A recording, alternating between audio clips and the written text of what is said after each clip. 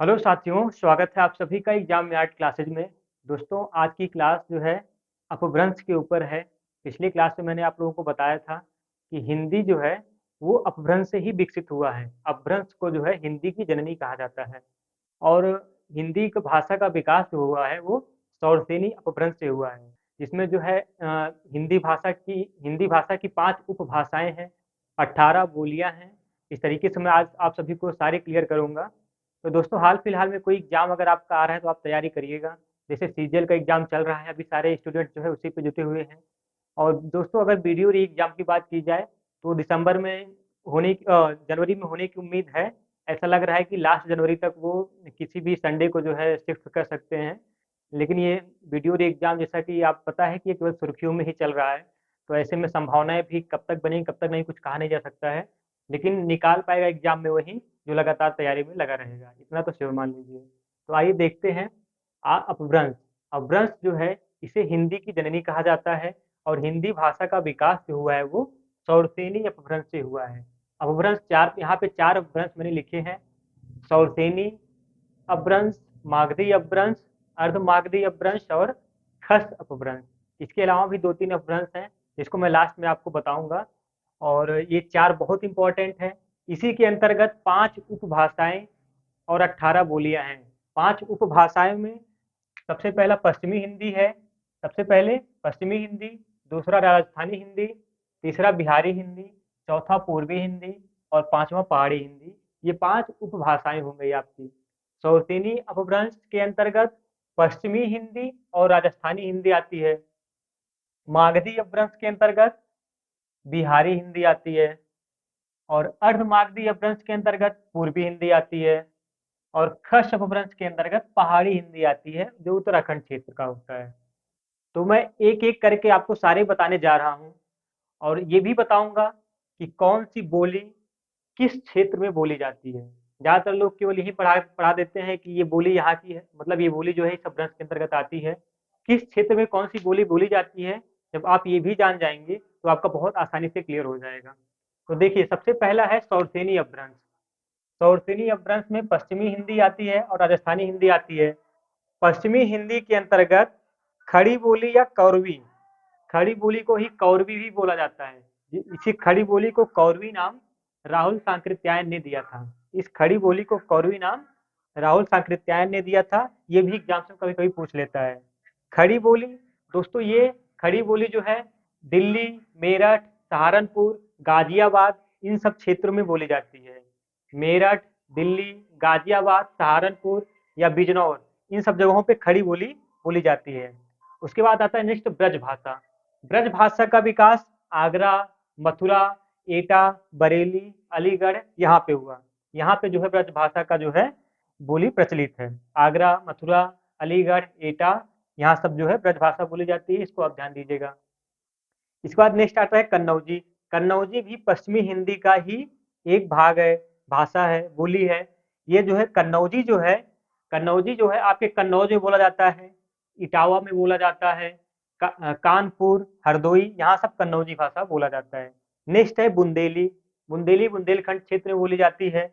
ये भी पश्चिमी हिंदी के अंतर्गत ही आती है। उत्तर प्रदेश के हमीरपुर, झांसी, जालौन, इन सब जगहों पर बोली जाती है। और मध्य प्रदेश में भी कुछ क्षेत्र आते हैं, जैसे होशंगाबाद, बालाघाट या ओरछा, यहाँ सब भी बुंदेली बोली जाती है। इसके बाद नेक्स्ट है बांगरू। बांगरू भी पश्चिमी हिंदी के अंतर्गत ही आती है। और पश्चिमी हिंदी के अंतर्गत ये हरियाणा में बोला जाता है। हरियाणा में बहुत इंपॉर्टेंट है, अगर बांगरू पूछे तो आप इसको हरियाणा लगाइएगा। और हरियाणा में करनाल हो गया, अंबाला हो गया, हिसार हो गया, यहाँ पे ये सब बांगरू भाषा बोली जाती है। ये बांगरू मुख्यतः हरियाणा की भाषा है। बुंदेली बुंदेलखंड क्षेत्र की भाषा है। कन्नौजी कन्नौज हो गया, इटावा हो गया, यहाँ सब बोला जाता है। ब्रज भाषा आगरा मथुरा की मुख्य भाषा है। खड़ी बोली दिल्ली और मेरठ की मुख्य बोली है। ठीक है।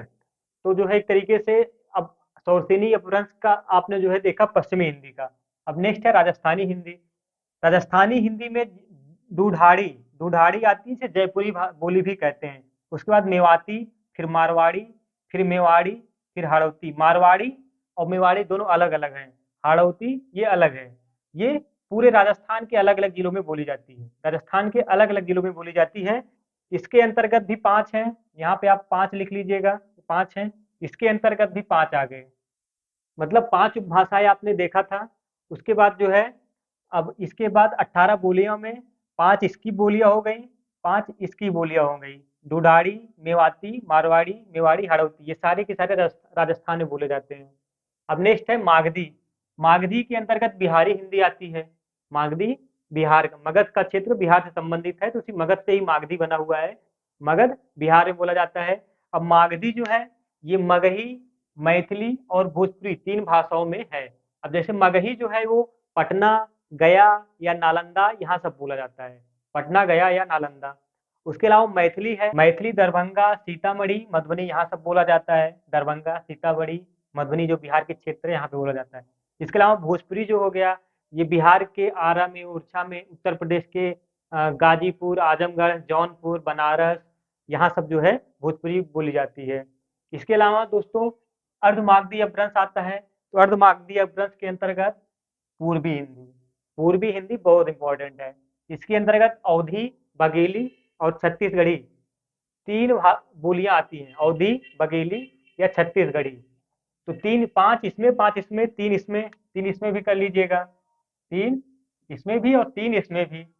अब अवधी जो है ये कहाँ कहाँ बोली जाती है, तो अवधी भाषा जो है आपके सुल्तानपुर, प्रतापगढ़, फैजाबाद, अयोध्या या लखनऊ, सीतापुर यहाँ सब जो है अवधी भाषा बोली जाती है। इसके अलावा बघेली, तो बघेली जो है ये उत्तर प्रदेश के बादा या चित्रकूट में बोला जाता है। बघेली उत्तर प्रदेश के बादा या चित्रकूट में बोला जाता है। और उसके अलावा रीवा व जबल, मध्य प्रदेश के रीवा व जबलपुर में भी बोला जाता है बघेली। इसके अलावा छत्तीसगढ़ी भाषा ये छत्तीसगढ़ का है। तो पूर्वी हिंदी के अंतर्गत अवधी, बघेली और छत्तीसगढ़ी तीनों को याद रखिएगा। नेक्स्ट है खस। खस अपभ्रंश के अंतर्गत पहाड़ी हिंदी आती है, उत्तराखंड की है। एक नंबर 1 गढ़वाल, गढ़वाली, नंबर 2 कुमायूनी। गढ़वाली जो है ये टिहरी, पौड़ी, हरिद्वार या देहरादून यहाँ सब बोला जाता है। टिहरी हो गया, पौड़ी हो गया, हरिद्वार हो गया, देहरादून हो गया, यहाँ पे गढ़वाली बोली जाती है। उसके अलावा कुमायूनी जो है ये नैनीताल हो गया, अल्मोड़ा हो गया या इसके अलावा पिथौरागढ़ हो गया, यहाँ पे जो है कुमायूनी बोली जाती है। तो इस तरीके से आपने देखा कि 3 इसमें तो 2 इसमें, टोटल जो है कितने हो गए, टोटल 5, 5 10, 3 13, 3 16, 2 18, 18 बोलियां हो गई। तो हिंदी भाषा की 5 उपभाषाएं, 5 उपभाषाएं और 18 बोलियां, उपभाषाएं और 18 बोलियां आपने देखा, 18 बोलियां। अब दोस्तों इसके अलावा भी 2-3 अपभ्रंश हैं, जैसे हो गया आपका महाराष्ट्रीय अपभ्रंश। महाराष्ट्रीय अपभ्रंश जो है मराठी भाषा का विकास हुआ है। इसके अलावा एक इंपॉर्टेंट है ब्राचड़, ब्राचड़ अपभ्रंश, ब्राचड़ अपभ्रंश। ब्राचड़ अपभ्रंश के अंतर्गत सिंधी भाषा का विकास होता है, ये कई बार एग्जाम्स में पूछा है। सिंधी भाषा का विकास ब्राचड़ अपभ्रंश के अंतर्गत हुआ है। इसके अलावा पैसाची अपभ्रंश आता है, और पैसाची अपभ्रंश के अंतर्गत पैसाची, पैसाची अपभ्रंश, पैसाची अपभ्रंश के अंतर्गत लहदा एवं पंजाबी भाषा का विकास हुआ है। लहदा, लहदा एवं पंजाबी भाषा का विकास पैसाची अपभ्रंश के अंतर्गत हुआ है। तो इस तरीके से आपने देखा कितनी इंपॉर्टेंट है चीजें, बहुत ही अच्छे तरीके से आपको ये बताया गया। और चीजें आपको उम्मीद है, उम्मीद करता हूँ कि आप लोग की चीजें समझ में आई होंगी। और समझ में आया होगा तो दोस्तों चैनल को सब्सक्राइब जरूर करिएगा और वीडियो को लाइक भी जरूर करिएगा। बहुत बहुत धन्यवाद।